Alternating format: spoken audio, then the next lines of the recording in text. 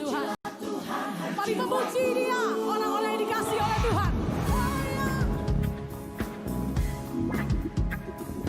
Kami puji Engkau. Pujilah Tuhan, hai jiwaku. Pujilah Tuhan dengan segenap hatiku. Nyanyi bagi Dia yang baru. Mazmur bagi Allah penyelamat. Puji Dia. Pujilah Tuhan, hai jiwaku. Pujilah Tuhan dengan segenap hatiku. Nyanyi bagi Dia yang baru. Mazmur bagi Allah penyelamatku.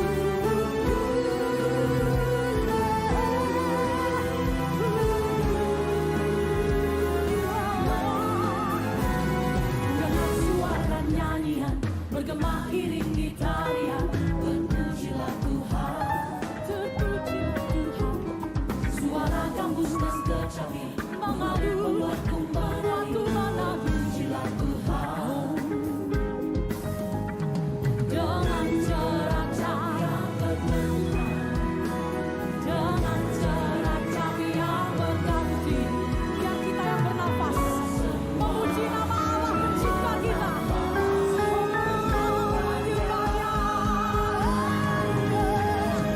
Pujilah Tuhan, cintaku. Pujilah Tuhan, segenap hatiku. Nyanyi bagi Dia yang baru. Mazmur bagi Allah. Pujilah Dia. Pujilah Tuhan, hai jiwaku. Pujilah Tuhan dengan segenap hatiku. Nyanyi bagi Dia yang baru. Mazmur bagi Allah penyelamatku.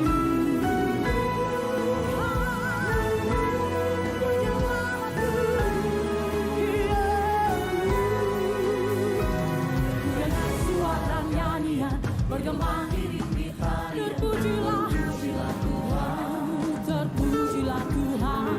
Suara gambus dan kecapi mengalun membuatku menari. Terpujilah Tuhan dengan cerah cahaya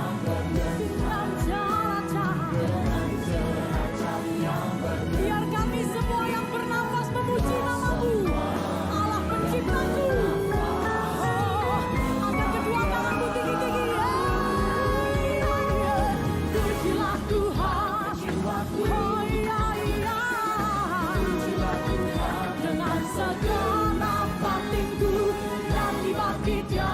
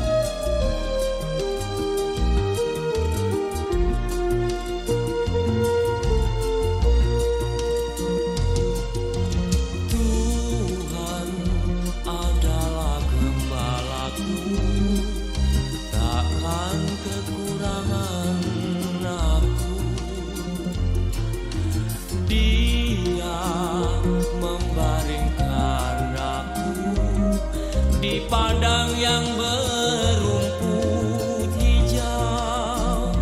Ia membimbingku di air yang tenang. Ia menyegarkan jiwaku. Ia menuntunku di jalan yang benar. Oleh karena namanya, sekalipun aku berjalan dalam lembah kekelaman,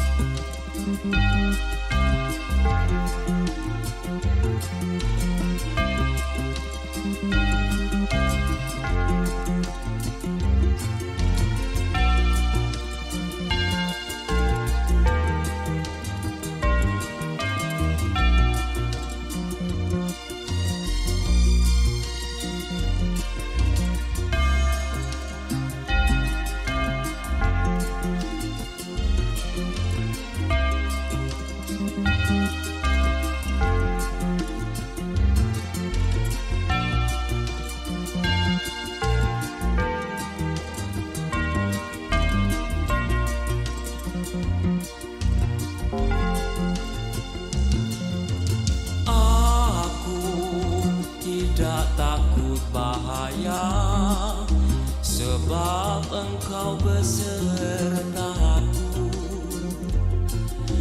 Gadamu dan tongkatmu, itulah yang menghibur aku.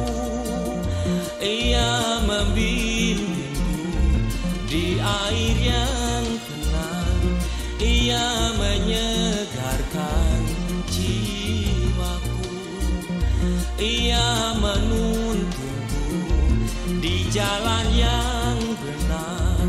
Oleh karena namanya, sekalipun aku berjalan dalam lembah kekelaman, sebab aku akan diam dalam rumah Bapa sepanjang masa.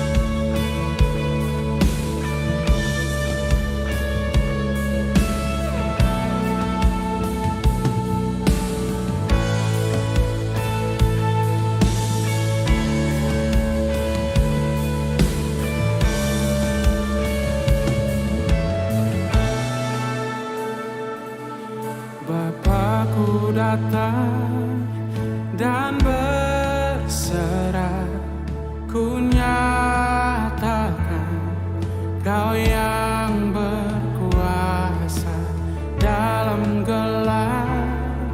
Kau setia, Kau cahaya hidupku. Kau kuatkan aku bertahan. Kau harapan dalam kesesakan.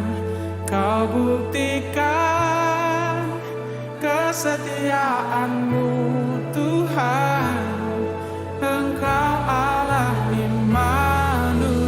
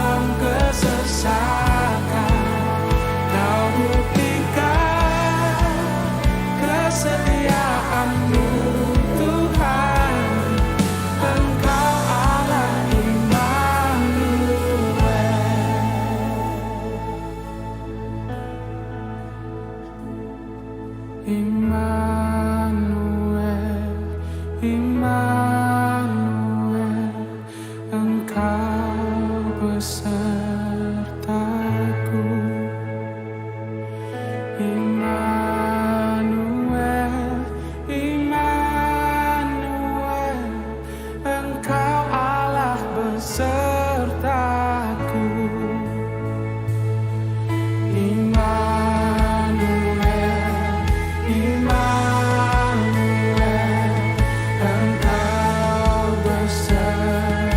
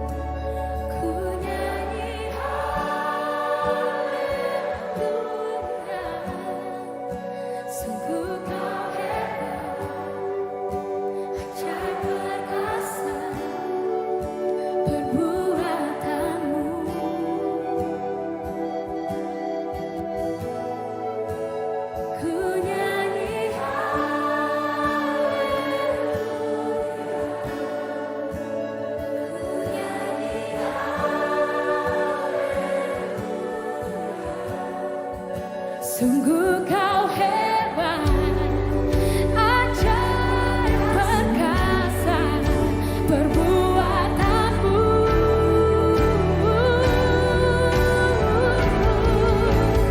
Ku nyanyi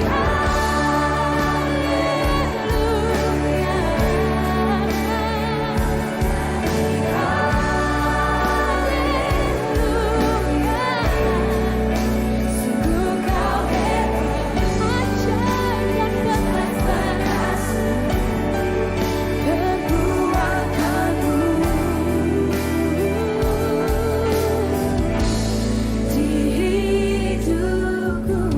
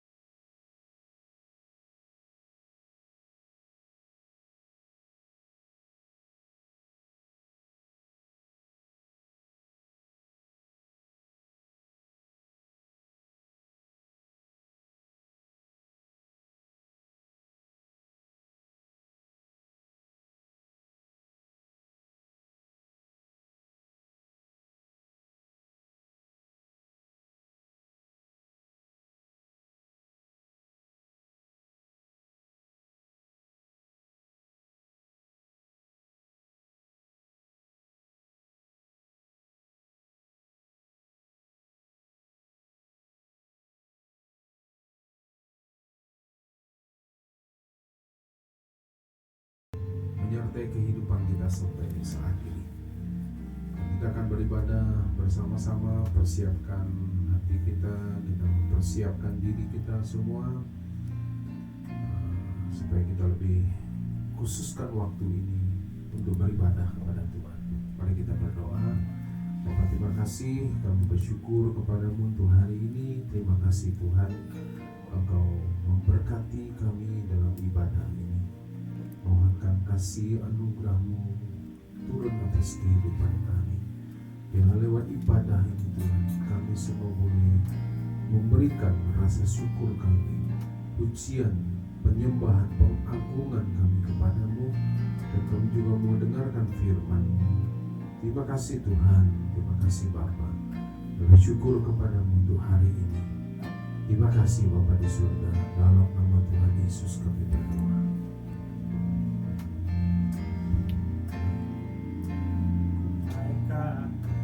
Syukur padamu Yesus, ku sembah sujud kepadamu Tuhan, di hadapan tahta kemuliaan-Mu. Ku tinggikan, ku agungkan selamanya.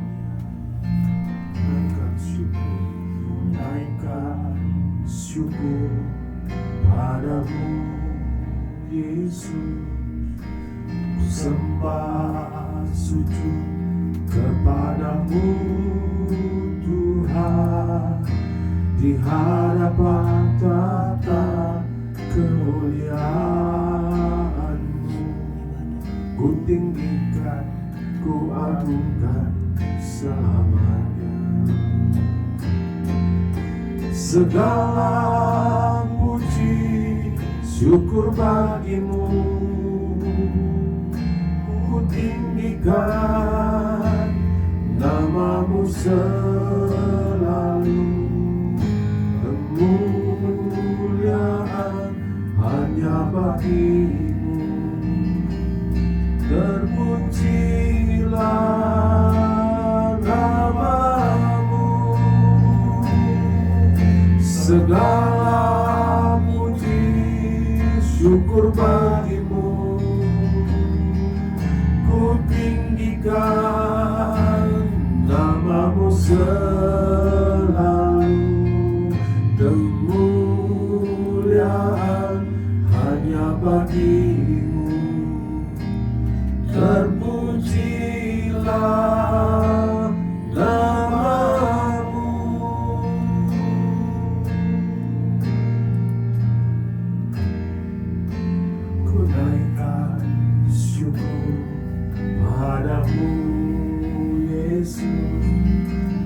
sembah sujud kepadamu Tuhan, di hadapan tata kemuliaan-Mu. Ku tinggikan, ku agungkan selamanya. Tunaikan syukur padamu Yesus, ku sembah sujud kepadamu Tuhan, di hadapan tata kemuliaan-Mu. Ku tinggikan, ku agungkan selamanya. Segala puji syukur bagimu, ku tinggikan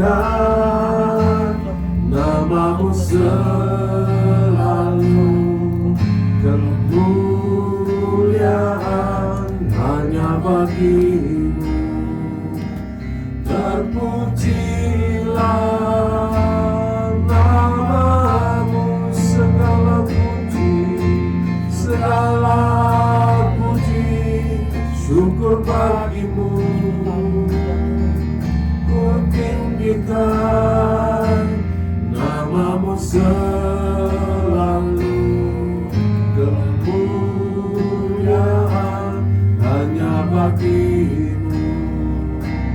Terpujilah nama-Mu, segala puji syukur bagi-Mu. Ku tinggikan nama-Mu selalu. Kemuliaan hanya bagi-Mu. Terpujilah nama-Mu, segala puji syukur bagi-Mu. Terima kasih Tuhan, tinggikan nama-Mu selalu. Kemuliaan hanya bagi-Mu. Terpujilah nama-Mu, terpujilah nama-Mu, terpujilah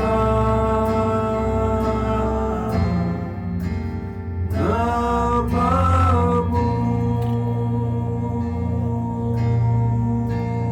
Mari ucapkan syukur kepada Tuhan.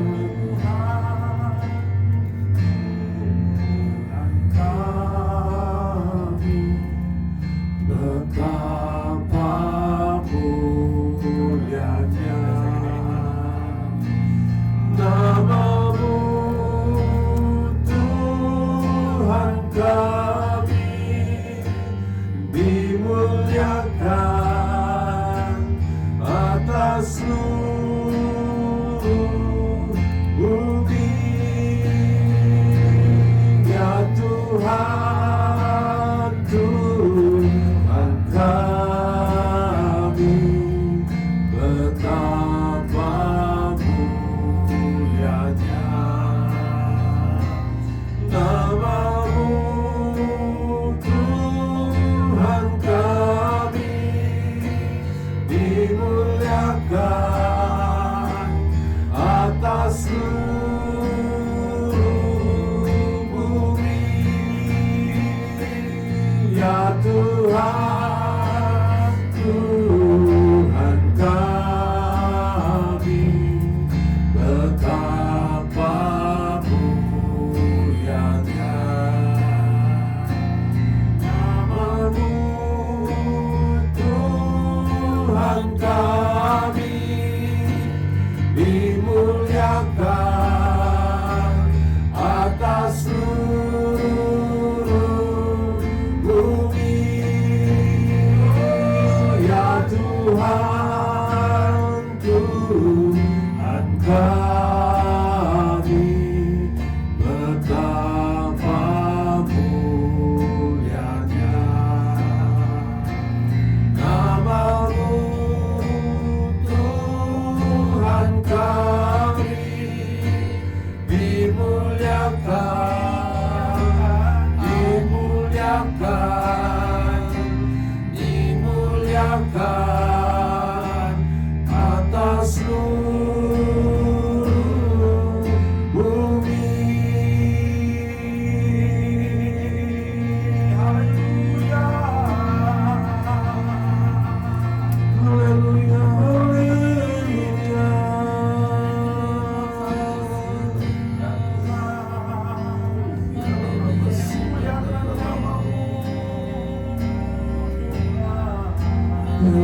boleh memuliakan Tuhan, memuliakan nama Tuhan, memuliakan.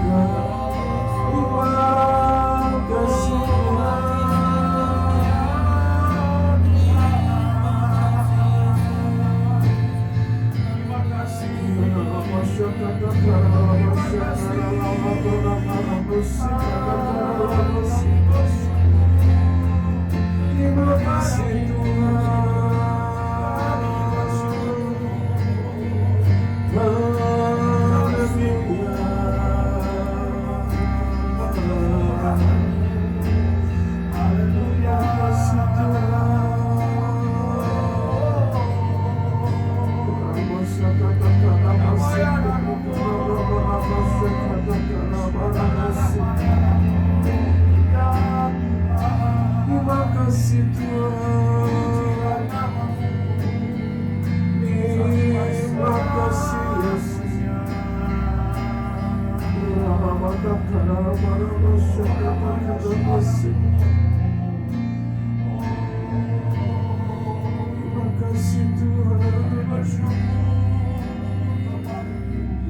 Terima kasih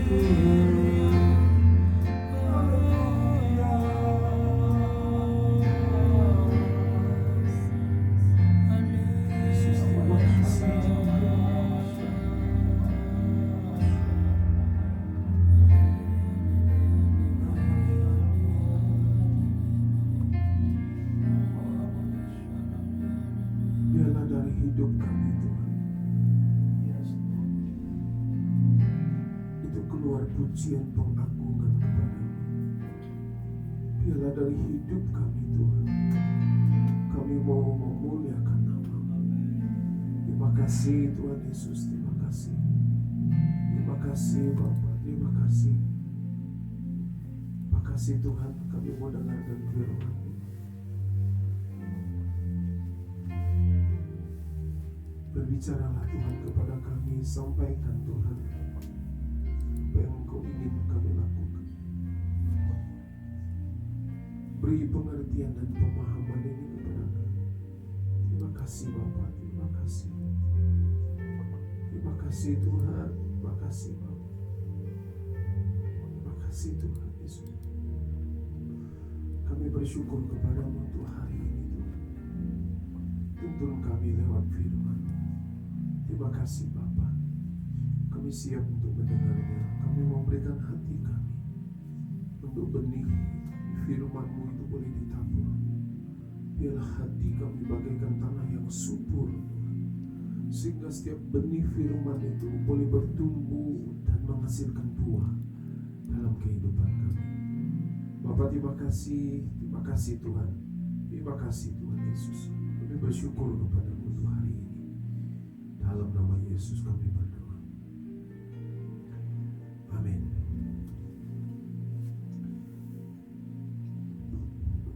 Ya, puji Tuhan Bapak Ibu yang dikasihi oleh Tuhan. Shalom.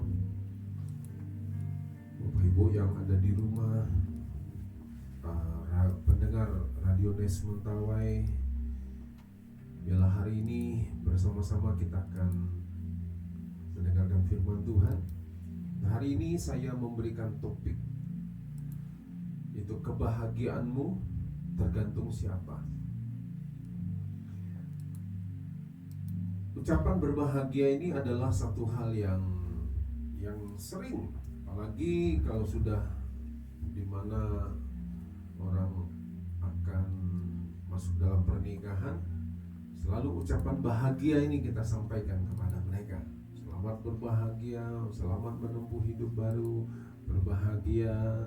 Yang ulang tahun kita juga sampaikan ucapan berbahagia. Nah saudara, dan kebahagiaan ini bukan hanya harapan atau keinginan dari orang lain kepada kita, tapi sebetulnya kita tahu bahwa kebahagiaan atau berbahagia ini pasti merupakan keinginan kita juga. Seringkali kalau seorang belum menikah, kita tanya, kenapa kamu mau menikah? Supaya saya berbahagia. Kenapa? Karena saya melihat, saya merasakan pilihan yang saya tentukan ini yang akan bisa membuat saya berbahagia. Kenapa? Karena dia baik, dia begini, dia begitu, dan sejuta alasan yang lain yang kita bisa sampaikan. Kenapa? Karena saya melihat dengan dia saya akan berbahagia. Tapi betapa banyaknya orang setelah dia menjalani bahtera rumah tangganya dan dia kecewa. Kenapa? Karena ternyata dia tidak bisa berbahagia. Karena pasangannya tidak seindah warna aslinya. Apa yang dulu dia lakukan sebelum menikah ternyata banyak yang tidak dia lakukan lagi setelah menikah. Ada banyak hal-hal yang membuat orang akhirnya berkata, aku tidak bahagia dalam pernikahannya. Orang yang belum menikah bersegera untuk menikah. Tapi orang yang sudah menikah bersegera juga kalau boleh dia mengakhiri pernikahannya. Kenapa? Karena orang merasa ternyata aku tidak bahagia hidup dengan dia. Nah, saudara, kebahagiaan atau berbahagia ini itu tergantung siapa. Nah, itu yang kita mau belajar hari ini, ya. Nah, kita akan buka dulu Alkitab dari Mazmur pasal 1 ayat yang pertama. Mazmur 1 ayat 1. Mulai dari Mazmur pasal yang pertama, Mazmur 1 ayat yang 1, ya. Ya. Dikatakan begini, berbahagialah orang. Jadi kalau saudara yang namanya orang, dikatakan berbahagialah.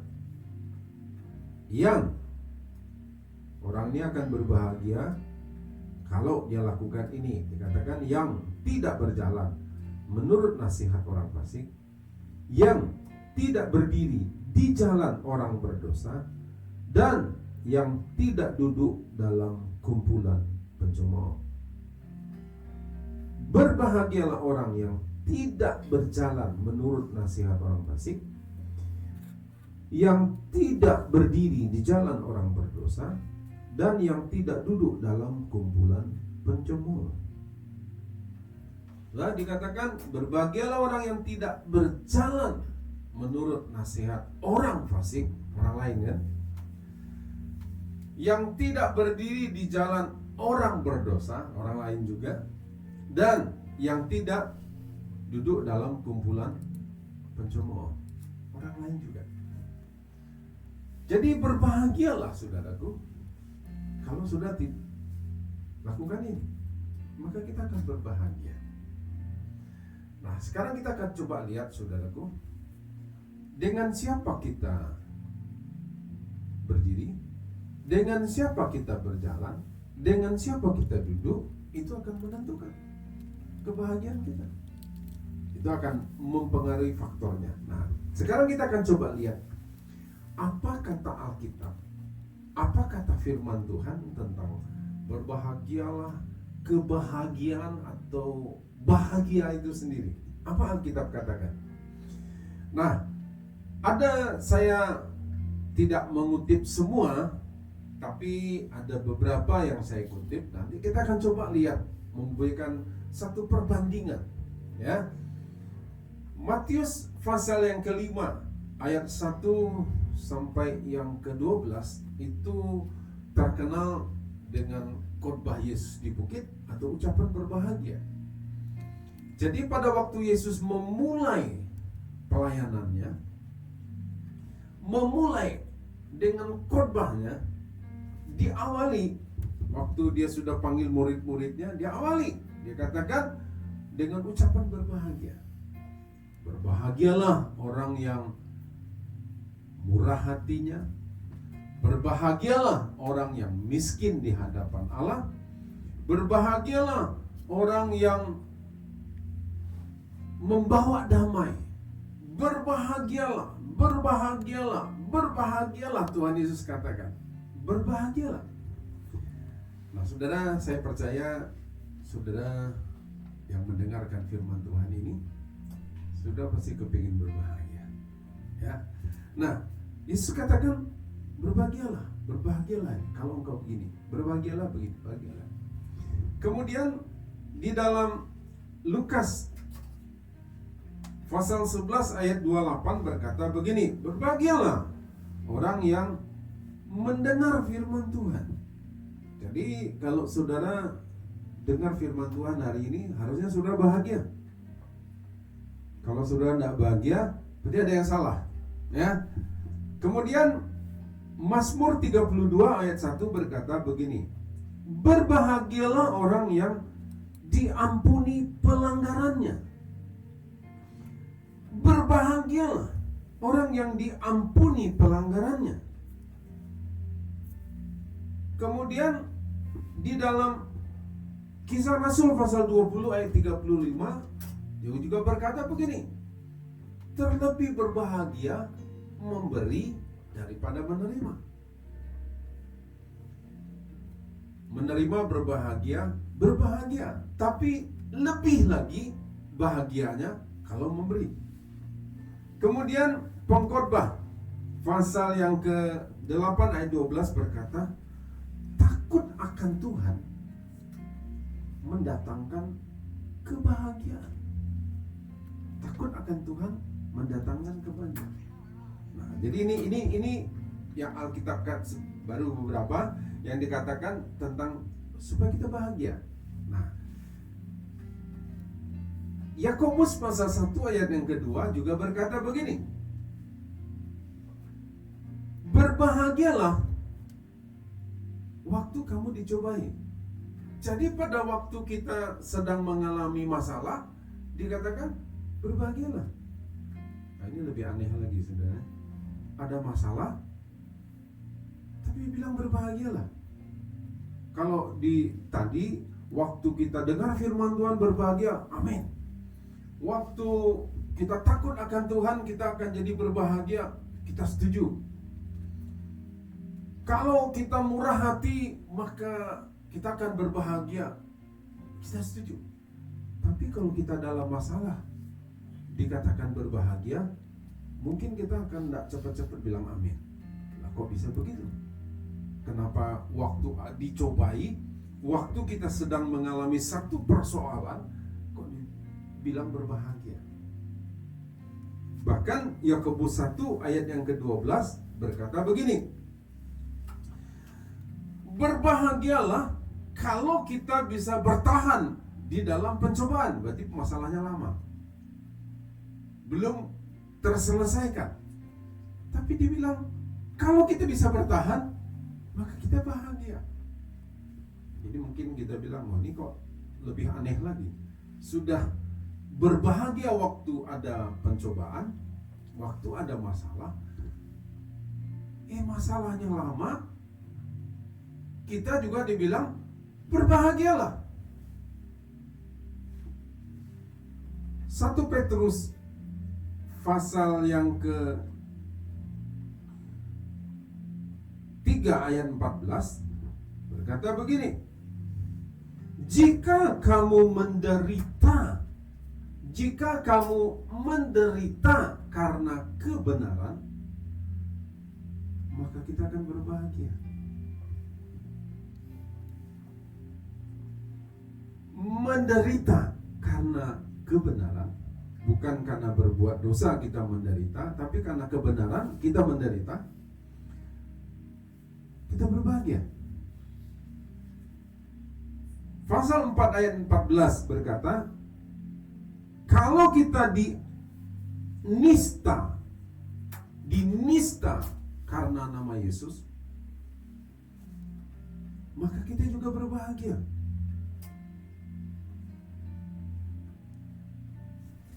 Masih ada lagi saudara ayatnya, ya. Kemudian Matius pasal yang ke-5 yang ke-10, dalam khotbah Yesus di bukit dikatakan begini, berbahagialah kalau kamu dianiaya karena kebenaran. Jadi karena kita lakukan firman, kemudian kita dianiaya. Artinya mungkin saja kita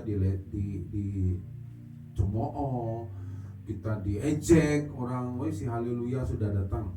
Si haleluya sudah datang. Kadang-kadang orang suka begitu. Ini si haleluya sudah datang. Nadanya ngejek, saudaraku. Tapi Tuhan bilang, berbahagia kalau kamu dinista karena kebenaran. Matius pasal 5 yang ke-11 berkata, kalau kamu dicela, dianiaya, dan difitnahkan segala yang jahat, berbahagialah kamu. Nah, saudara, dari beberapa ayat yang dikutip, saya sengaja mengambil dua bagian yang ekstrim.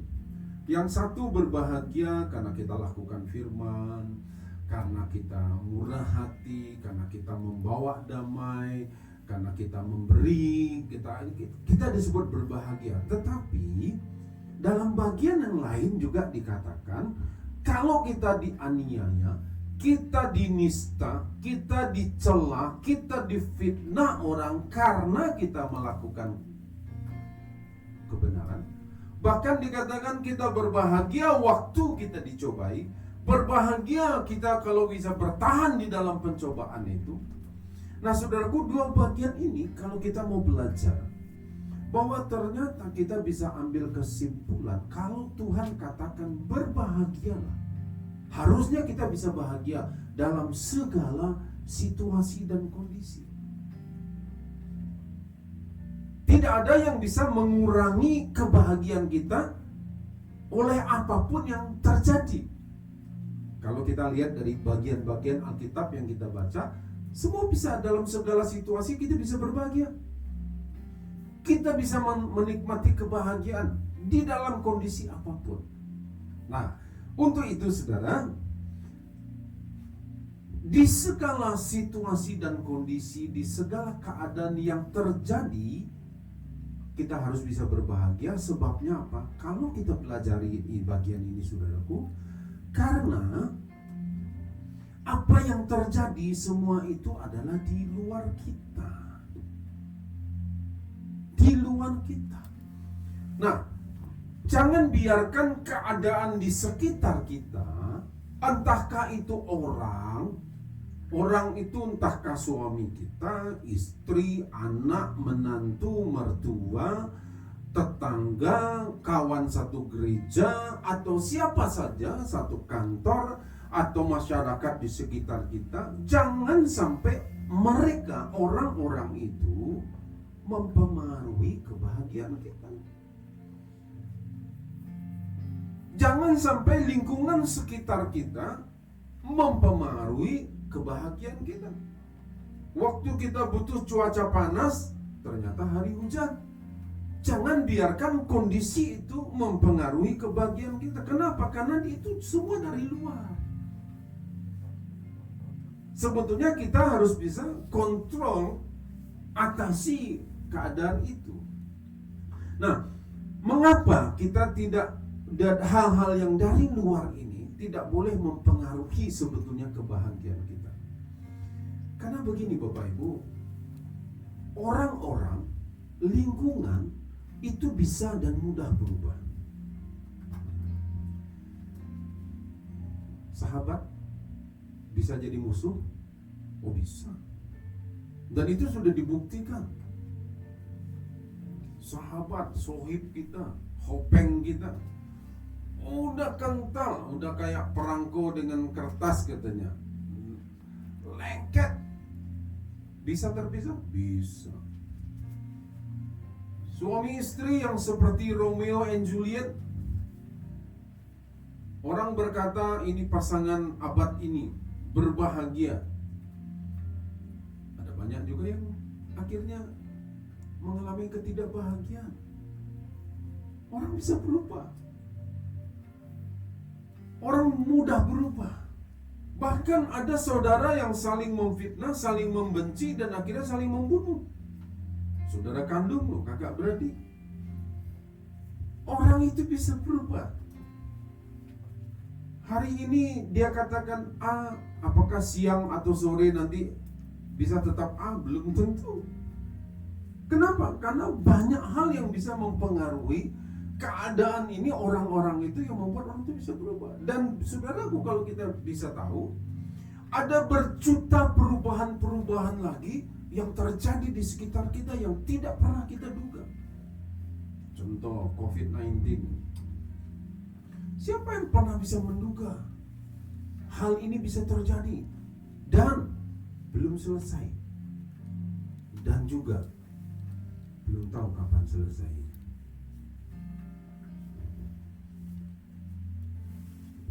Semua bisa berubah dan sangat mudah terjadi perubahan. Nah, kalau kita menggantungkan kebahagiaan kita kepada yang mudah berubah, yang bisa berubah itu, makanya kebahagiaan kita juga bisa berubah-berubah. Hari ini kita bisa bahagia, besok kita bisa sedih. Pagi bisa bahagia, siang kita bisa sedih. Kenapa? Karena kita menggantungkan harapan bahagia kita, kebahagiaan kita kepada sesuatu yang mudah berubah. Seberapa siap kita dengan perubahan-perubahan di sekitar kita? Kadang-kadang kita lebih sering tidak siapnya. Sudah kita persiapkan pun kadang-kadang tetap tidak siap kita.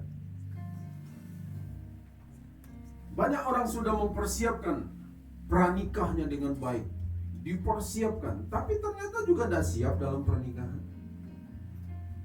Kenapa? Karena orang berubah. Dalam bimbingan pranikah saya selalu sampaikan begini. Kamu menghadapi orang-orang yang berubah. Ya, bukan Power Ranger atau Satria Baja Hitam berubah gitu, enggak.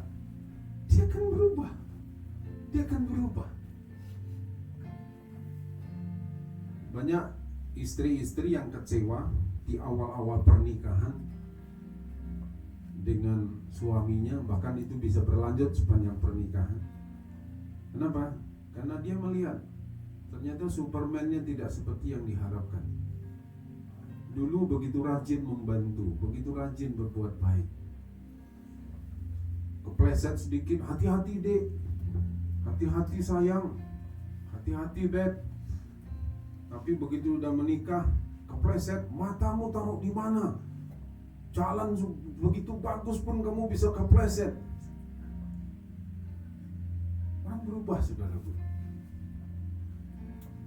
Dulu tangannya mungkin dipakai untuk membelai, tapi sekarang tangannya untuk memukul, tangan yang sama. Kenapa orang berubah? Dan kita tidak pernah bisa tahu perubahan apa yang akan terjadi hari-hari ke depan. Nah, kalau kita menggantungkan kebahagiaan kita kepada yang mudah berubah itu, maka kebahagiaan kita pun akan berubah-berubah. Sebentar bahagia, sebentar tidak. Nanti kita jadi wartawan Tempo, Tempo bahagia, Tempo tidak. Dan Tuhan inginkan kebahagiaan kita itu sebetulnya menetap. Nah, bagaimana caranya? Ya,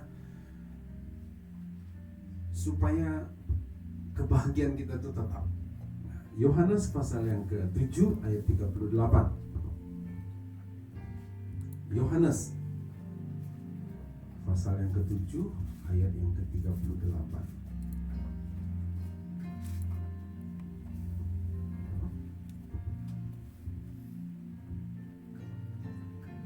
Barang siapa percaya kepadaku, seperti yang dikatakan oleh kitab suci, dari dalam hatinya akan mengalir aliran-aliran air hidup. Yesus katakan barang siapa percaya kepada dia, maka dari dalam hatinya akan mengalir aliran-aliran air hidup. Saudara, dalam bahasa yang lain dikatakan constant flow. Artinya aliran yang tetap terus-menerus, konstan. Tidak tergantung musim, tidak tergantung keadaan, tidak tergantung dengan yang lain-lain, tapi dia konstan. Mau sulit, mau enak, mau tidak enak, mau apa saja, konstan. Dia akan mengalir terus. Nah, saudara, jadi supaya kebahagiaan kita itu tetap, Tuhan katakan begini, barang siapa percaya kepadaku, maka dari dalam hatinya dari dalam kehidupannya akan keluar aliran-aliran constant flow, aliran-aliran yang tetap, yang mengalir tetap di dalam hidup kita. Nah, saudara, untuk itulah dikatakan kalau berbahagialah waktu kamu dicobai. Kenapa bisa berbahagia? Karena constant flow air hidup itu ada di dalam, dan dia akan mengalir keluar, dan dia tidak dipengaruhi oleh di sekitarnya dia. Dia tidak dipengaruhi oleh keadaan di luar. Kenapa? Karena dari dalam itulah yang memunculkan air kehidupan, itulah kebahagiaan. Nah, saudara, kita sudah percaya kepada Tuhan Yesus. Kalau saudara belum percaya, saudara harus ambil keputusan untuk percaya kepada Dia. Kenapa? Karena dengan percaya kepada Yesus, Tuhan katakan begini, dosa kita diampuni, maka Dia memberikan damai sejahtera. Kebahagiaan itu ada di dalam kita, dan kebahagiaan yang di dalam kita itu akan keluar, mempengaruhi di sekitar kita. Jadi waktu ada masalah kita bisa bahagia, bisa. Kenapa? Karena kita tidak lihat persoalannya, kita tidak lihat masalahnya. Karena dari dalam itulah kebahagiaan itu akan mendorong terus keluar sehingga kita tetap berbahagia. Jadi waktu sudah ada masalah bisa berbahagia, bisa. Kenapa? Karena dari dalam akan keluar, mengalir aliran-aliran air. Saudara, sekarang orang mulai dengan new normal ini, orang mulai mengkhawatirkan. Begini akan terjadi begitu, orang mulai takut begini, takut itu. Jangan biarkan itu mempengaruhi kebahagiaan. Dan ingat, kita yang percaya kepada Tuhan Yesus, dari dalam akan mengalir, constant flow, keluar aliran-aliran itu, dan dia terus menerus constant flow, terus mengalir. Nah, untuk itu Bapak Ibu, caranya sederhana, ya, sederhana. Yesus ada dalam hidup kita, maka kehadiran Yesus dalam hidup kita, sumbernya damai itu yang akan mengalirkan aliran-aliran air hidup. Kebahagiaan itu ada di dalam kita. Jadi saudaraku, suami kita berubah atau istri kita berubah, atau orang tua kita, anak kita, atau menantu mertua kita berubah dalam keadaan tidak baik, itu tidak membuat kebahagiaan kita berubah. Soalnya kenapa? Karena kebahagiaan itu ada di dalam kita, tidak dipengaruhi oleh keadaan sekitar kita. Apapun yang terjadi di sekitar kita, di sekeliling kita, bahkan dekat kita, jangan biarkan kebahagiaan kita hilang. Karena kita tahu sekarang kuncinya, bahwa sumbernya dari dalam, bukan dari luar. Sumber kebahagiaan kita dari dalam, bukan dari luar. Yang dari luar boleh berubah, sebesar apapun perubahannya, sedahsyat apapun perubahannya, enggak ada masalah, biarkan aja dia berubah. Kenapa? Karena memang dia akan berubah terus. Tapi kalau kita tahu kuncinya, bahwa kebahagiaan itu dari dalam, lihatlah, terus pandang kepada Tuhan Yesus yang ada di dalam kita. Itulah sumber kebahagiaan itu, dan itulah akan constant flow, terus mengalir keluar.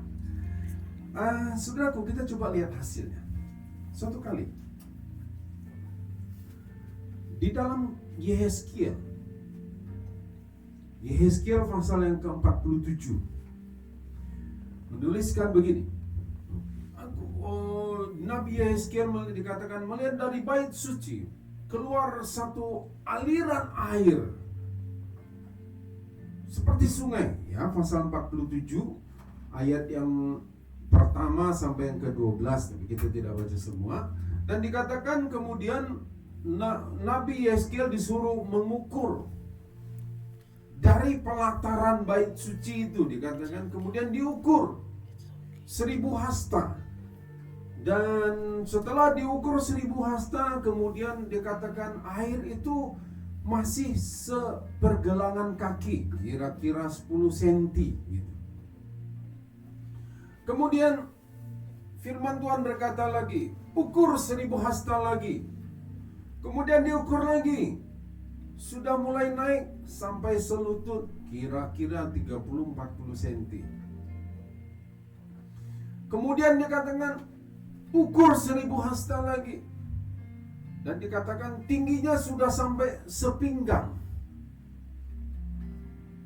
Satu kali lagi firman katakan ukur 1000 hasta lagi.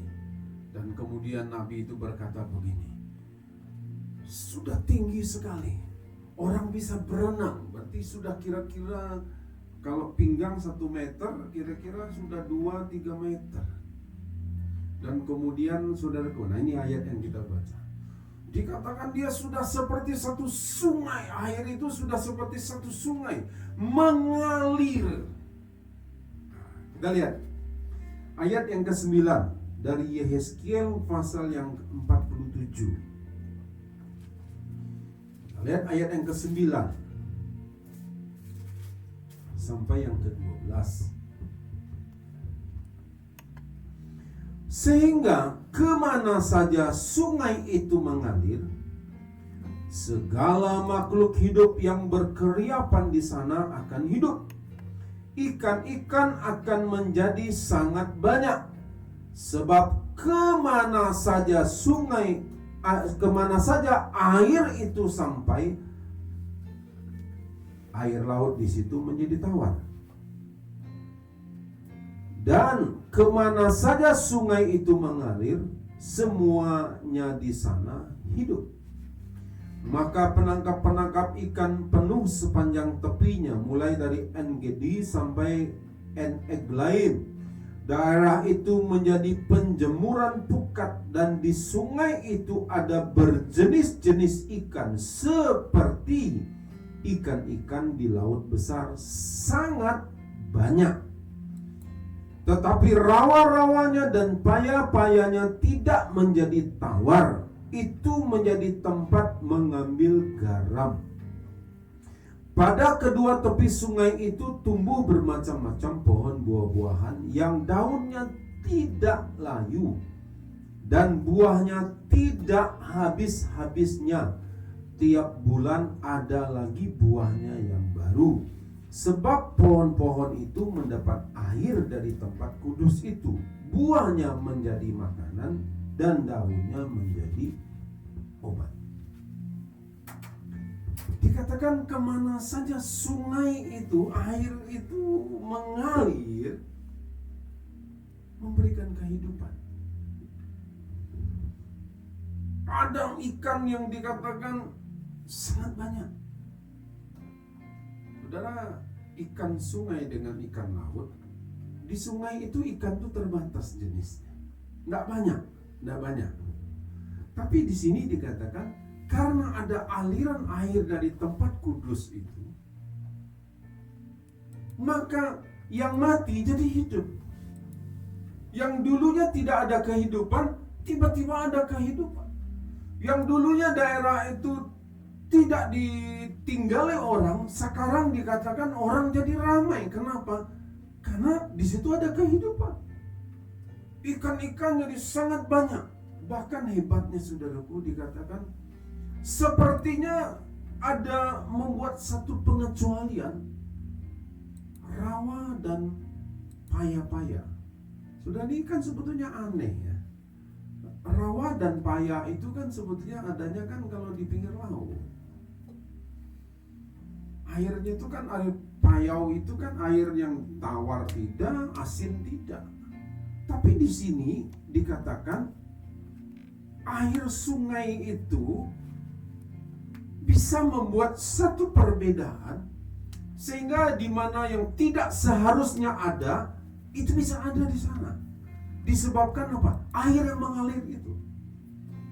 Bahkan dia bisa membuat perubahan. Air yang tawar bisa berubah menjadi air payau, sehingga air asin, sehingga bisa dijadikan garam.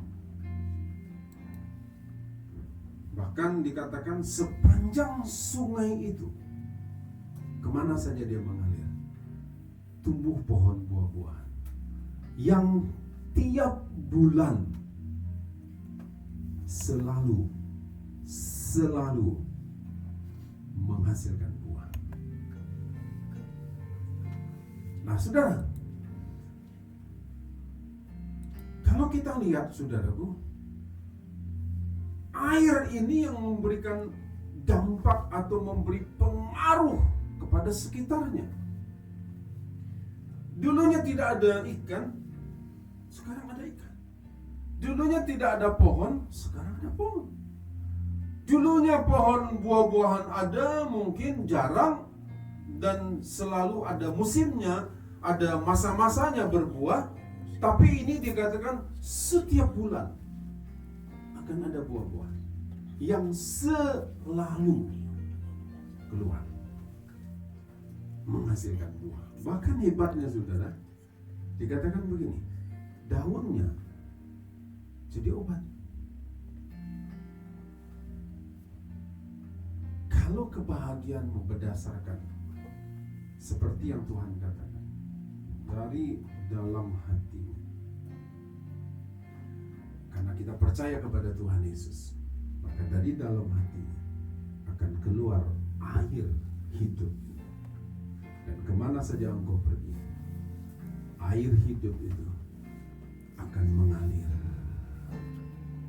Di mana ada kematian, melalui kehadiranmu, di situ ada kehidupan. Di mana ada yang tidak berbuah, melalui kehadiranmu, buah dihasilkan di sana.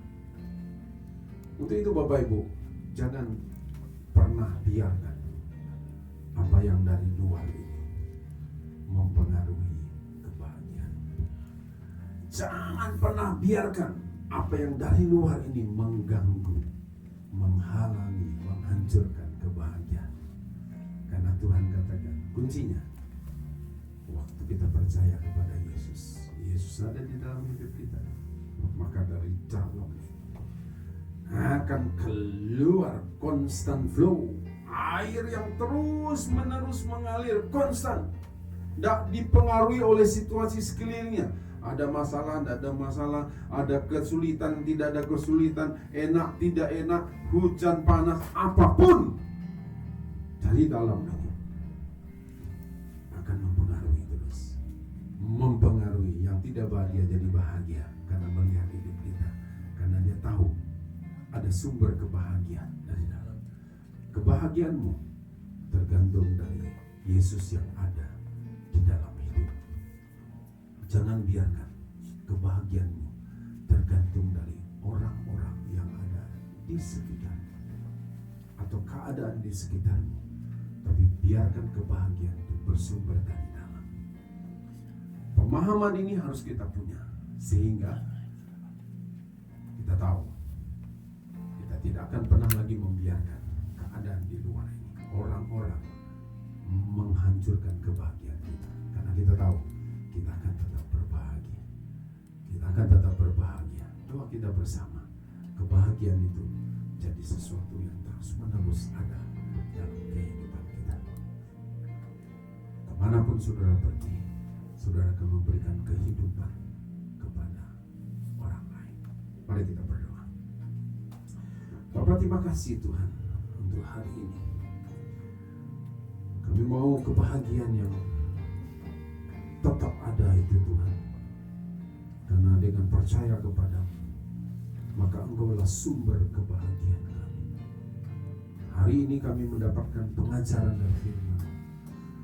Beri pengertian ini Tuhan, sehingga kami tidak akan pernah mau membiarkan keadaan di luar sekitar kami mempengaruhi kebahagiaan kami. Karena kami tahu justru kamilah yang harus mempengaruhi keadaan sekitar kami. Di mana ada kematian, kami memberikan kehidupan.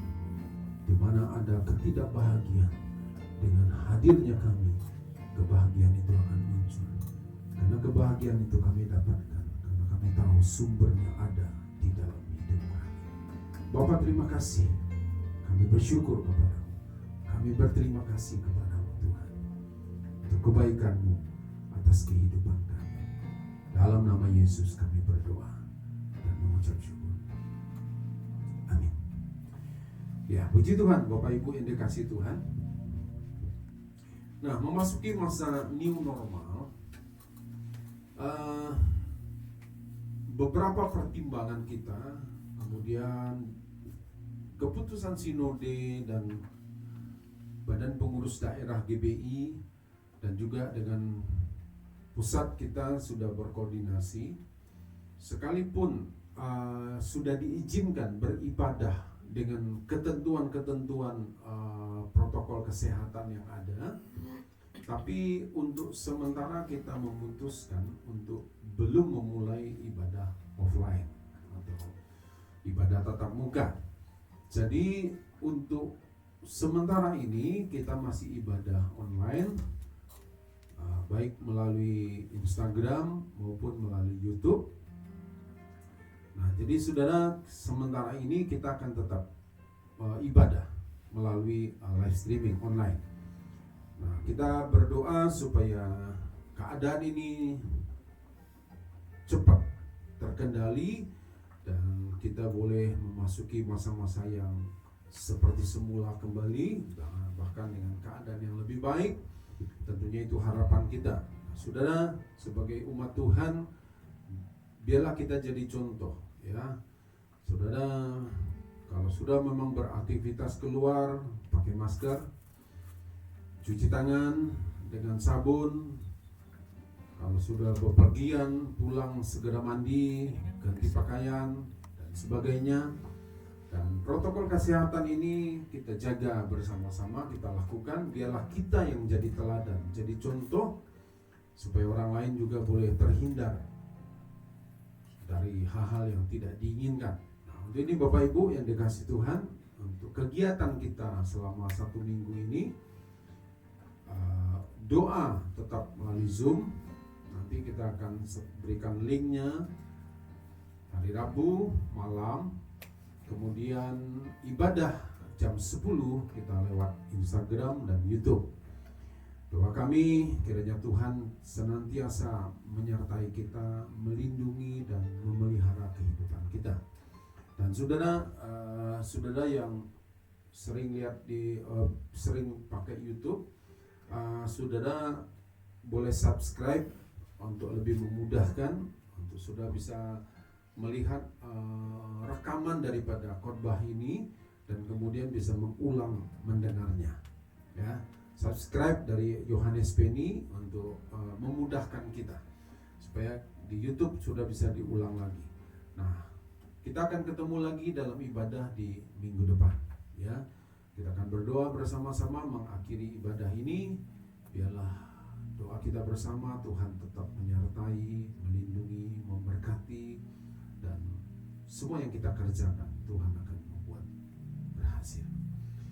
Bapa, kami berterima kasih Tuhan untuk hari ini Engkau sudah menyertai dalam ibadah kami. Kami bersyukur kepadamu, kami berterima kasih. Engkau baik buat kami Tuhan. Kami berdoa untuk bangsa kami Indonesia. Doa kami Tuhan, Engkau pulihkan keadaan bangsa kami. Berkati seluruh pemimpin kami, mulai dari presiden, wakil presiden, seluruh menteri yang membantu di kabinet ini, dan seluruh aparatur pemerintahan yang ada di provinsi, kabupaten, kota, kecamatan, kelurahan, sampai di tingkat RW dan RT. Tuhan memberkati mereka Tuhan. Biarlah mereka boleh mengambil keputusan-keputusan yang tepat Tuhan. Berikan hikmat-Mu kepada para pemimpin kami ini, supaya pemulihan ini boleh segera terjadi. Berkati mereka juga dengan kesehatan yang baik. Engkau melindungi dan memberkati setiap umat-Mu Tuhan. Dalam usaha dan pekerjaan, kiranya Tuhan berkat-Mu menyertai.